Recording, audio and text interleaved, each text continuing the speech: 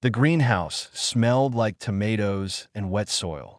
Lena Okonkwo knelt beside her daughter Rosa, pointing at the small green leaves pushing through the dirt. See how they reach for the light. Lena said, "That is how you know they are healthy." Rosa, only 8 years old, touched the leaves gently. "Will they grow big like the ones in the market?" "Bigger," Lena smiled, "because you planted them with love." That was the last peaceful moment Lena would know for a very long time. The sky changed first. It went from blue to orange in less than a minute. Lena grabbed Rosa and ran outside. Above the colony of Ardent, 7 ships filled the sky. Not human ships.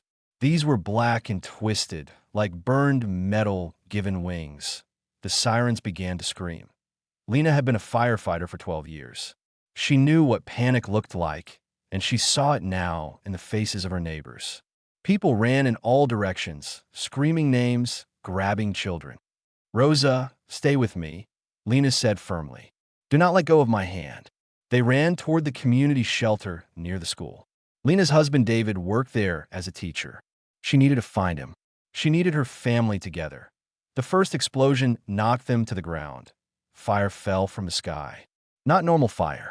This fire was green and white, and it moved like water, flowing across the ground and consuming everything it touched. The aliens were burning the air itself, turning the oxygen into fuel for their flames. Lena pulled Rosa up and kept running to the school. She found chaos. Parents screamed for their children. Teachers tried to organize evacuation. And there, in the middle of it all, was David. He was carrying 2 small children in his arms, leading a group toward the underground tunnels. "David!" Lena shouted as he turned and saw her. Relief flooded his face. "Lena, take them to the tunnels. I need to go back for more." "David, no. There are still children inside." He put the 2 kids down and kissed Lena quickly. "Get Rosa underground. I will find you. I promise." He ran back into the school. Another explosion hit. The building crumbled. Lena screamed. Rosa screamed. But there was no time to stop. The green fire was spreading, and people were dying all around them. Lena made a choice that would haunt her forever. She grabbed Rosa and ran for the tunnels. She did not go back for her husband. She did not go to her parents' house on the other side of the colony. She led 847 people underground, organizing them with the same calm voice she used during fire rescues. "Stay low. Move fast. Help the person next to you." The tunnels were old mining shafts that went deep beneath the colony. They were cold and dark, but they were safe from the fire above. For 3 hours, Lena counted people, assigned groups, and made sure everyone had water. She did not cry. She did not stop, because if she stopped, she would break. When the counting was done, she learned that David was not among the survivors. Neither were her parents. Rosa sat in a corner, holding her knees to her chest. Lena went to her daughter and held her tight. "Mama," Rosa whispered. "Is Papa coming?" Lena closed her eyes. "We need to be brave now, baby. For Papa. For everyone." Deep in the tunnels, something moved. People screamed and pushed back as a figure crawled toward them. It was not human. It was tall and thin, with gray skin and too many joints. One of the aliens. "Kill it," someone shouted, but Lena held up her hand. The creature was bleeding. It was hurt, and it was making sounds that almost sounded like words. "Please," it said in broken human language. "Not enemy. Deserter. Running from my kind." Lena looked at the alien. Its eyes were large and dark, filled with something she recognized. Fear. Pain.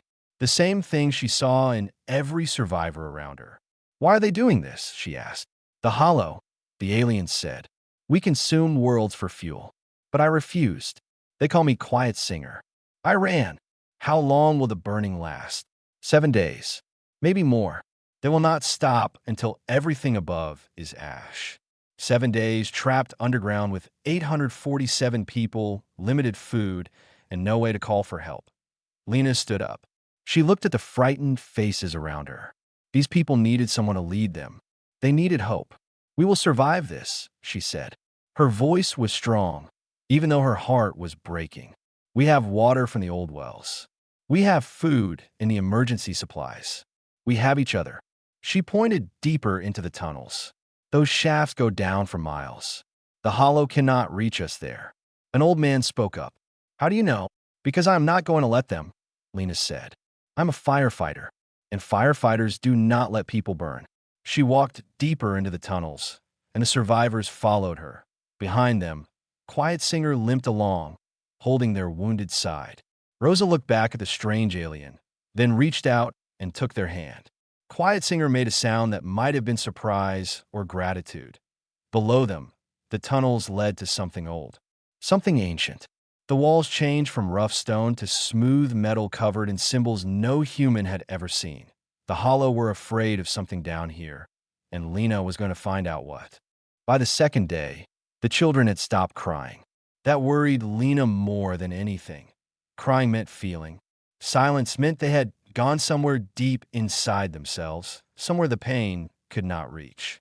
Lena had seen that look before, in the eyes of people she pulled from burning buildings. The look of someone who had given up. She could not let that happen here. Rosa, Lena said to her daughter, I need your help with something important.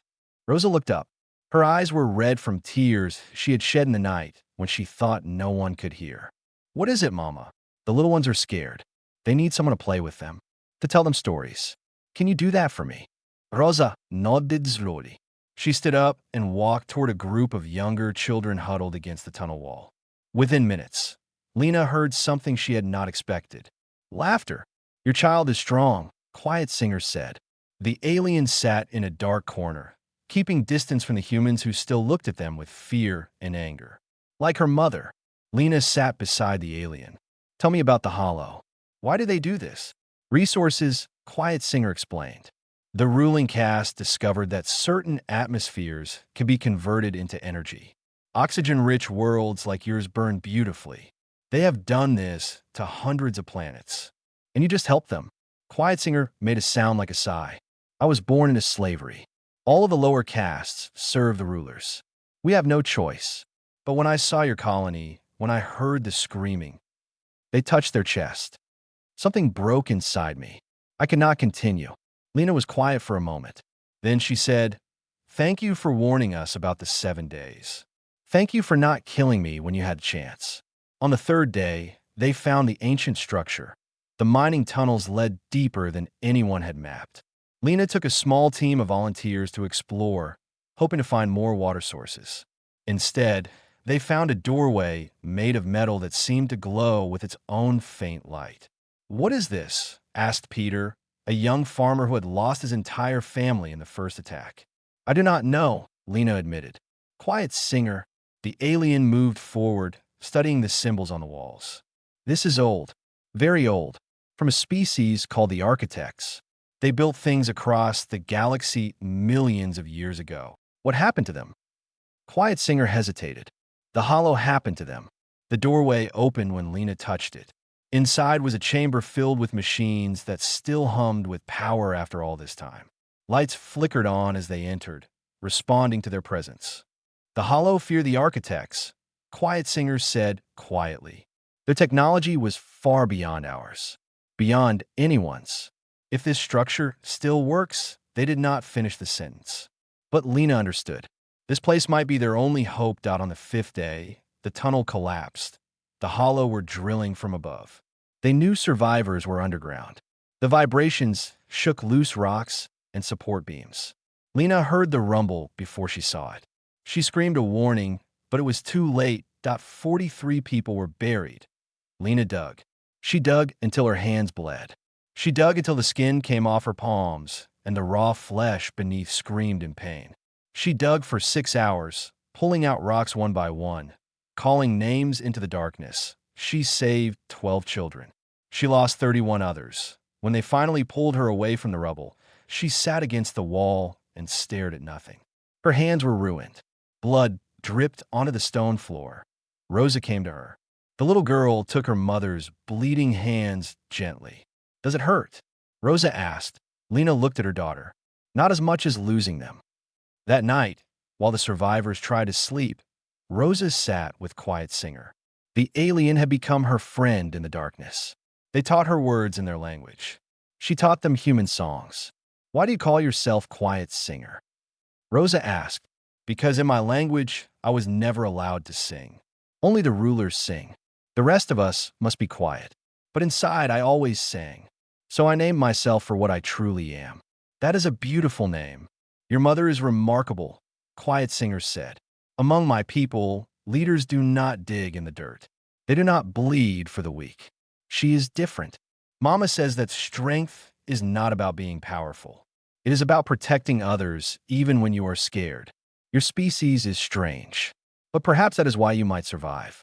On the sixth day, Lena discovered the communication array. Deep in the architect chamber, one of the machines came fully alive when she touched it. Symbols appeared in the air, forming shapes she could almost understand. Quiet Singer translated as best they could. This is a signal beacon. It reaches across the galaxy. It has been broadcasting since we arrived. Broadcasting what? Our location. Our situation. Quiet Singer paused. Someone might be listening. The Hollow, perhaps, but also perhaps others. The galaxy is large. Not everyone serves the Hollow. Lena looked at the beacon. It was a risk. It might bring help, or it might bring more enemies, but what choice did they have? Keep it running, she said it on the seventh day. The Hollow broke through. The drilling grew louder. Dust fell from the ceiling. Lena gathered the survivors in the deepest part of the tunnels, near the architect chamber. They are coming, someone whispered. Lena stood in front of her people. Her hands were wrapped in bandages made from torn clothing.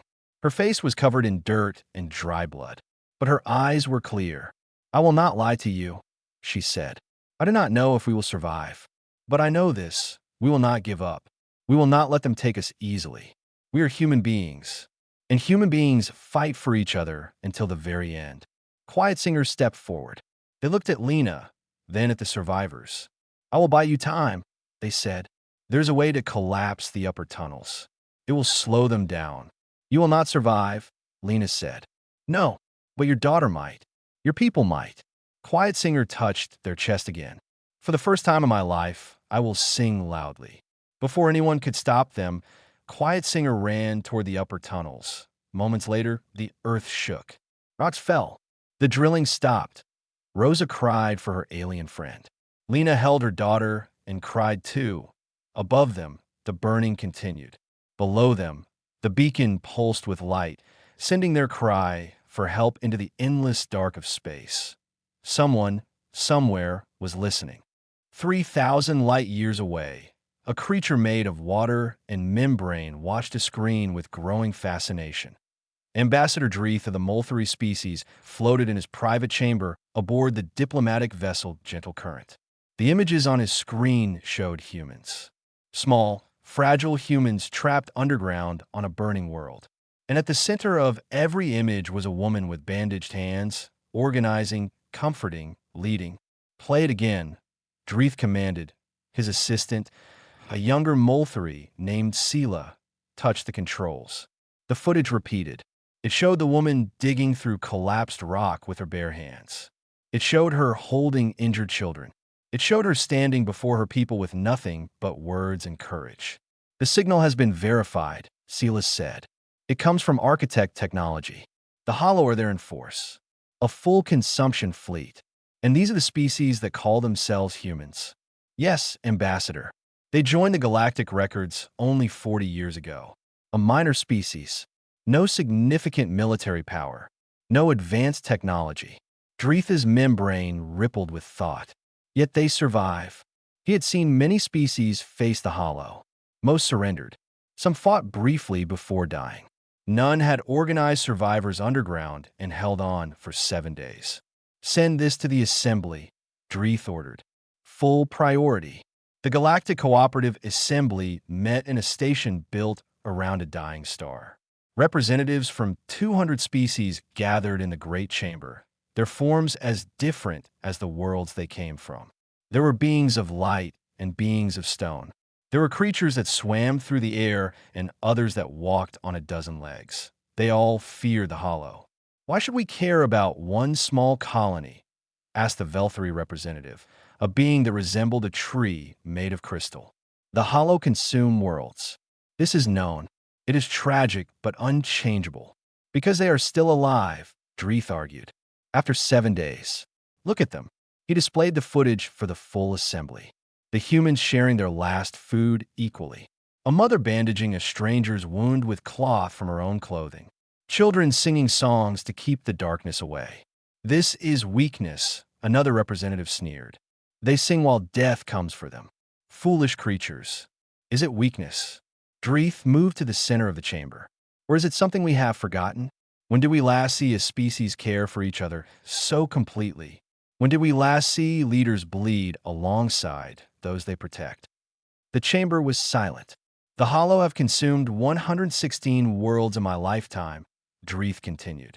We watch, we record, we mourn, and we do nothing, because we tell ourselves that nothing can be done. He pointed at the screen, at the image of Lena Okonkwo standing before her people with fire in her eyes. She does not believe that. She fights without weapons. She leads without authority.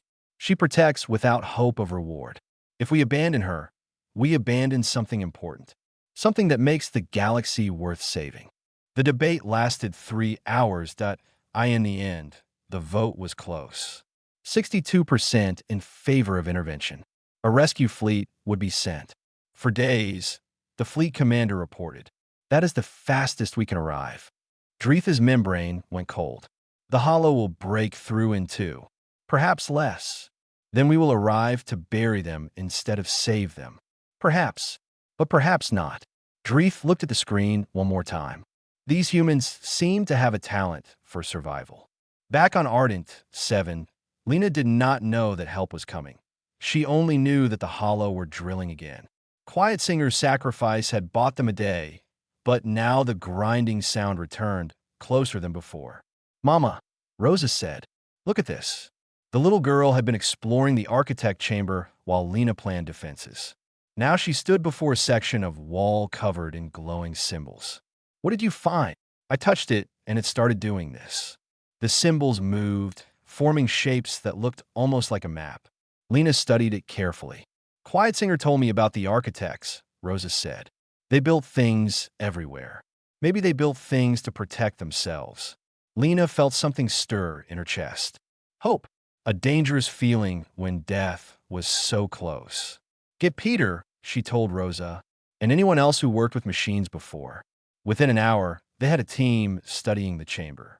The map showed tunnels that led deeper underground, to a place marked with a symbol that pulsed with warning. What does this symbol mean? Peter asked. No one knew. Quiet Singer was gone, but Lena had learned to trust her instincts. It means something powerful is down there, she said. Something the Hollow are afraid of. How do you know? Because they have not tried to drill in that direction. Not once. The survivors looked at each other. Fear and hope mixed in their eyes. We cannot stay here, Lena said. They will break through eventually. Our only chance is to move deeper. Into the unknown. Lena touched the map, and it responded to her. More symbols appeared, almost like instructions. The architects built this place. They left it working after millions of years. I do not think they did that by accident. She looked at her people. I think they left it for someone to find. Someone who needed help. That is a lot of hope to put in dead aliens. Lena nodded. Yes, it is. But it is all we have. The march began that night. 804 people moving single file through ancient tunnels that had not seen visitors since before humanity existed. Rosa walked beside her mother, holding a small token that Quiet Singer had given her. A carved stone that meant courage in their language. Above them, the Hollow continued their assault. Around them, the galaxy held its breath, and somewhere in the darkness ahead, ancient machines began to wake. The heat rose from below like breath from a dragon's mouth. Lena stood at the edge of a vast cavern, looking down at rivers of molten rock that flowed through channels carved into the stone. The architect machines lined the walls, dormant but intact, waiting. Geothermal vents, Peter said beside her. Enough heat down there to power a city. Or to burn one. Lena's mind was already working. She had spent 12 years fighting fires. She knew how heat moved, how pressure built, how steam could become a weapon. Can we redirect it? Maybe. These machines control the flow, somehow. If we can figure out how to use them, then we can create a barrier. Steam and toxic gas. Nothing could drill through that. Peter looked at her with a mixture of admiration and fear. You want to weaponize a volcano. I want to save 800 people. The plan came together quickly. Lena organized teams. Engineers who had worked on farm equipment figured out how to activate the architect machines. Former miners mapped the tunnel networks. Everyone who could work, worked, but someone had to go to the deepest chambers and activate the main controls manually. The machines required a presence, a living being to confirm the commands. I will go, Lena said. Rosa grabbed her mother's arm. No, Mama, please. Baby, I have to. Then I am coming with you. Rosa, no. It is too dangerous. You told me that firefighters do not let people burn alone. Rosa's eyes were filled with tears, but her voice was steady. I am not letting you go alone. Lena looked at her daughter, 8 years old, braver than anyone she had ever known. You stay behind me. You do exactly what I say. Promise me. I promise. They gathered a team of 6 volunteers. Peter came, along with 4 others who had nothing left to lose. They carried water, rope, and a few tools they could find. The descent took hours. The air grew hotter with every step. Steam hissed from cracks in the walls. The ancient lights flickered but held, guiding them deeper into the heart of the planet. When they reached the control chamber, Lena understood why the architects had built this place. The room was enormous, carved from a single piece of crystal that glowed with inner fire. In the center stood a platform surrounded by flowing symbols. The machines here were different from the ones above. These were not dormant. These were waiting. What is this? Peter whispered. A shield, Lena said. She did not know how she knew, but she did. The moment she entered the chamber, knowledge had begun flowing into her mind. Fragments, images, instructions. The architects built it to protect this world, to protect anyone who came here seeking safety.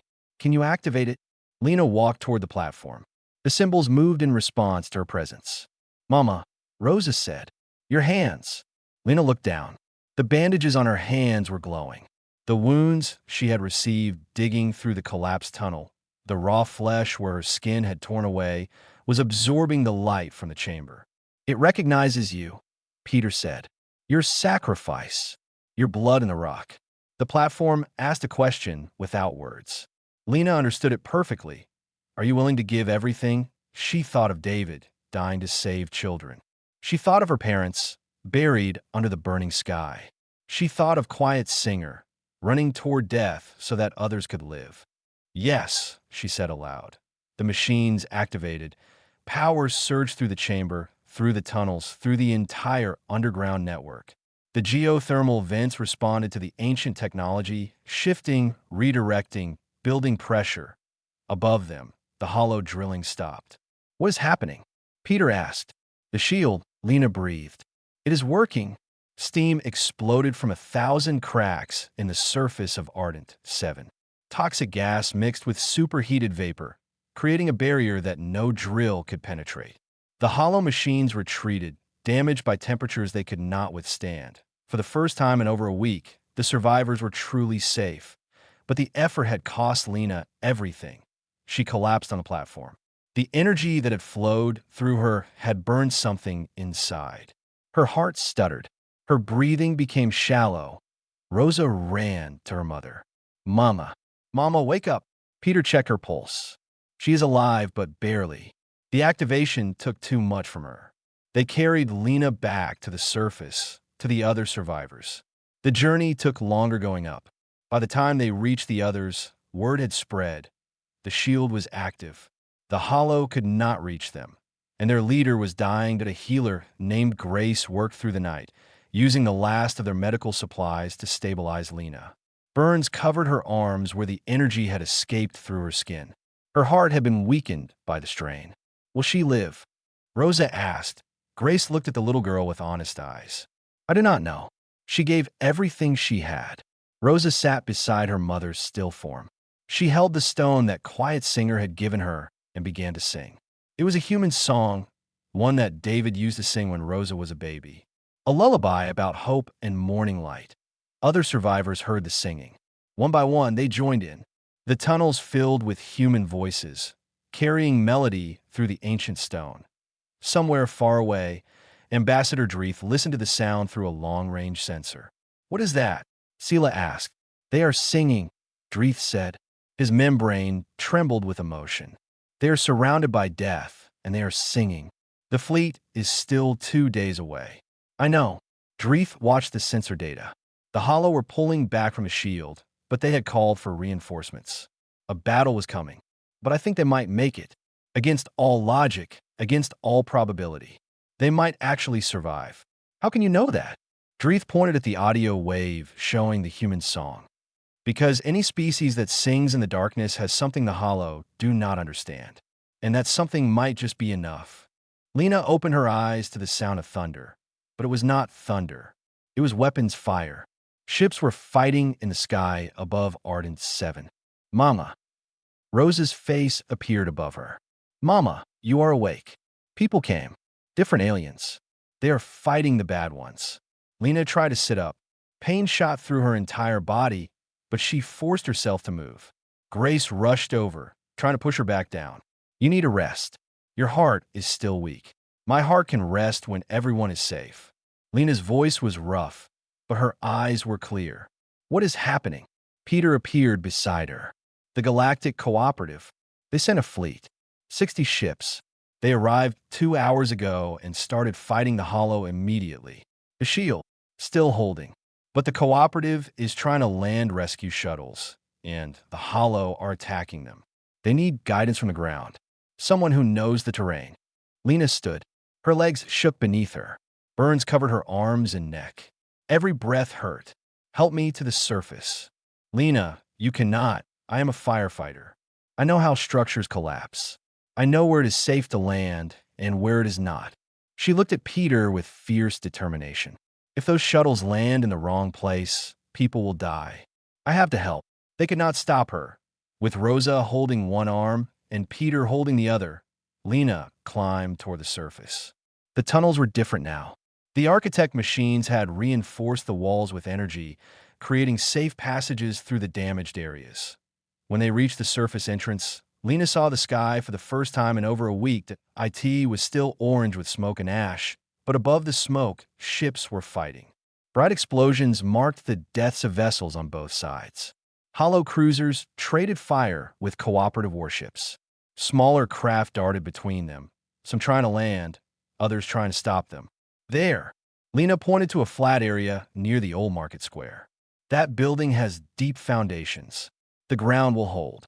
Peter spoke into a borrowed communication device, relaying coordinates to the cooperative forces that a shuttle descended through the smoke. It landed exactly where Lena had indicated.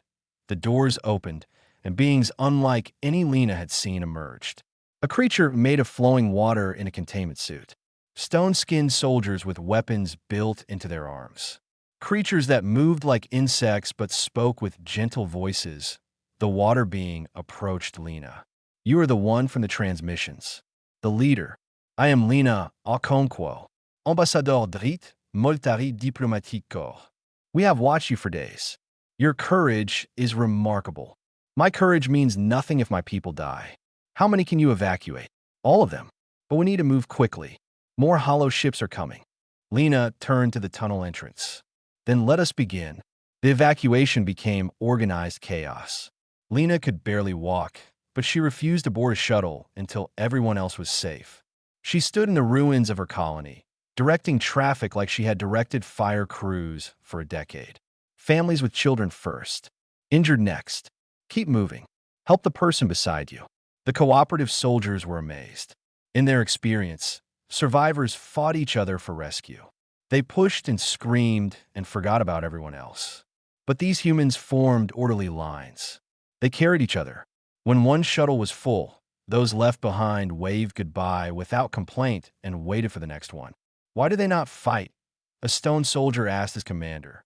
"Because their leader does not fight. She protects, and they follow her example."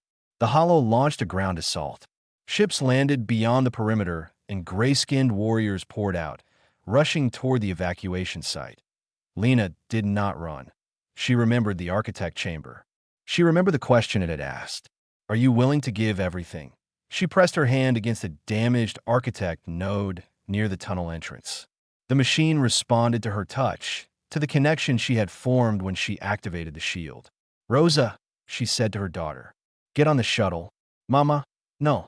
I need to keep the barrier active. I need to protect the evacuation." She knelt down, ignoring the pain in her body. "You are brave, my love. Braver than anyone I have ever known. Your father would be so proud. Mama, please come with me." "I will. I promise. But I need you to go first."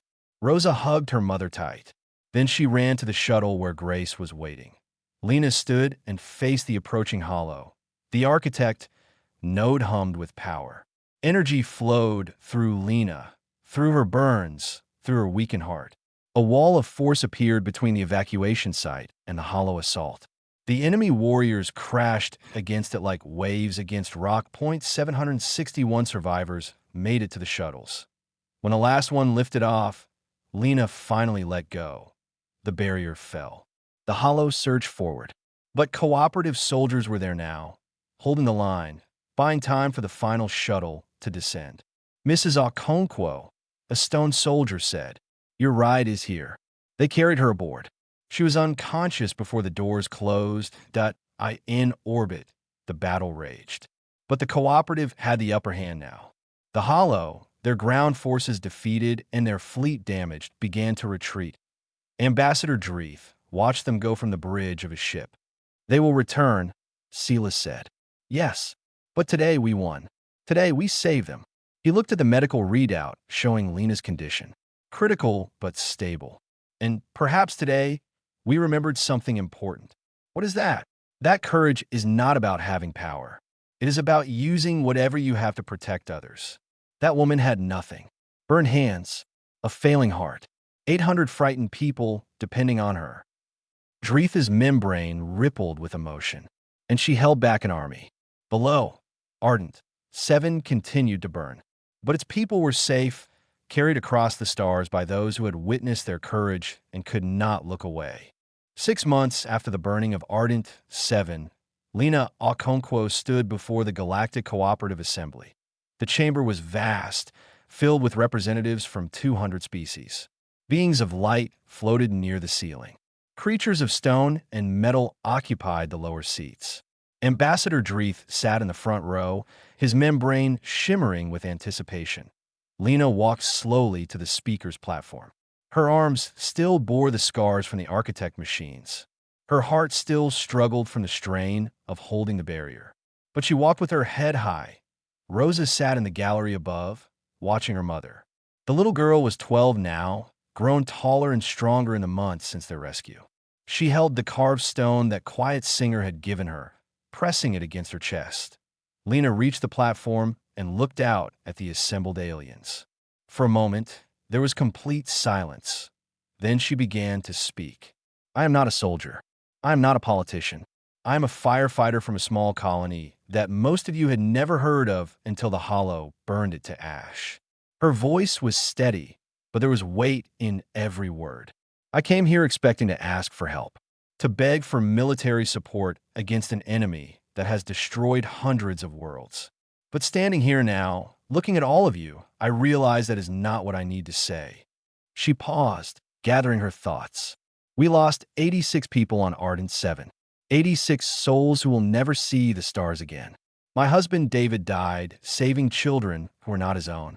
My parents died in the first hour, before they even understood what was happening. A being named Quiet Singer, who had been a slave their entire life, sacrificed themselves so that strangers from species they had just met might live." Lena's voice cracked slightly, but she continued. "I could stand here and talk about human strength. I could tell you how we survived against impossible odds. But that is not the lesson of Ardent 7. She looked directly at the assembly, meeting the eyes of every species she could. "The lesson is that we are all afraid. Humans, Molthri, Hollow, everyone. We are all terrified of the darkness between stars. We are all small compared to the universe. But fear does not have to make us small. Fear can remind us of what matters." She held up her scarred hands. "I did not dig through that collapse tunnel because I was brave. I did it because I was terrified of losing those children. I did not activate the architect's shield because I wanted to be a hero. I did it because I could not bear the thought of my daughter dying while I did nothing. Fear and love are two sides of the same feeling. And when we choose love over surrender, when we reach out to help instead of pulling away to hide, that is when we become more than afraid creatures huddling in the dark. The assembly was utterly silent. The Hollow are powerful. They have technology we cannot match. They have armies we cannot defeat in open combat. But they do not have what we have. They do not know how to care for someone more than they care for themselves. They cannot understand why a mother would burn her own hands to save children who are not her own. They cannot comprehend why a slave would choose death over complicity. Lena lowered her hands. I'm not asking you to fight the Hollow because humanity deserves saving. I am asking you to fight because everyone deserves saving.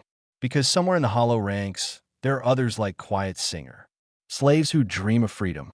Beings who look at the burning worlds and feel sick inside. If we defeat the Hollow, we can free them too. She stepped back from the platform. That is all I came to say. Thank you for listening. The silence stretched for a long moment. Then Ambassador Dreeth stood.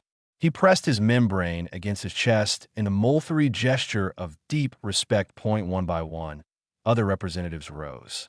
Stone beings lifted their heavy limbs in salute. Light creatures pulsed with color. Insectoids clicked their approval. The vote took place that afternoon. The Galactic Cooperative formally admitted humanity into their alliance. A new campaign was approved, not just to fight the Hollow, but to liberate their slave castes and offer them sanctuary. It was the beginning of a new age. Years passed. Ardent 7 was rebuilt. Not exactly as it had been, but better. Humans and other species worked together on the construction. The ancient architect structures were incorporated into the new colony, a reminder of those who had come before. In the central square, a statue was erected. It showed a woman with burned hands reaching down to help someone up. Her face was not beautiful or perfect. It was the face of someone who had suffered, who had lost, who had been broken and put herself back together. The plaque beneath it read, "She taught us that courage is not the absence of fear. It is the choice to save others despite it." Rosa visited the statue often. She had grown into a young woman now, working as a translator between species. The stone from Quiet Singer still hung around her neck on a simple chain. One evening, she found her mother sitting on a bench nearby. Lena was older now. Her hair had gone gray at the temples. The scars on her arms had faded to pale lines. She worked as a trainer for emergency responders, teaching beings from 12 different species how to save lives. "Mama," Rosa said, sitting beside her, "the new students are asking about you again. They want to know how you did it." Lena smiled. "What do you tell them?" "I tell them the truth. That you were scared. That you cried at night when you thought no one was watching. That you made mistakes and blamed yourself for every life you could not save. And then I tell them that you did it anyway. Because that is what firefighters do." Lena put her arm around her daughter. Together, they looked at the statue, at the setting sun behind it, at the new buildings rising where ashes had once covered everything. "Do you ever think about Papa?" Rosa asked quietly. "Every day." Lena's voice was soft. "And Quiet Singer. And everyone we lost. Do you think they would be proud?" Lena thought about her husband running into a burning building, about Quiet Singer walking towards certain death, about the choice they had made, the same choice she had made 1,000 times since. "I think they would tell us to keep going," she said, "to keep reaching down, to keep pulling others up." Somewhere in the distance, a child laughed. A molthery merchant argued cheerfully with a human vendor. A shuttle lifted off, carrying travelers to the stars. The world had etched Lena's courage into history, but Lena knew the truth. It was never about one person's courage. It was about what any person could become when they chose to reach out instead of pulling away. That was the lesson of Ardent 7. That was the hope humanity offered the galaxy. And somewhere in the endless dark between stars, that hope continued to spread, one small act of kindness at a time.